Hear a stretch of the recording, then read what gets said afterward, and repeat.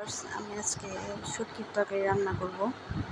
তো হলুদ মরিচের গুঁড়া দিয়ে দিলাম, সব কিছু হলুদ মরিচ ধনিয়া সব কিছু দিয়ে পেঁয়াজ রসুন সব কিছু দিয়ে পানি দিয়ে কষিয়ে নেব। একটু ঢাকা দিব, তারপরে দেব শুটকি মাছগুলো দিয়ে একটু ঢাকা দিয়ে দেব।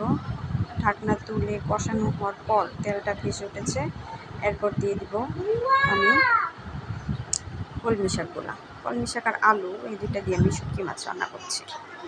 ঢাকা দিয়ে দিব।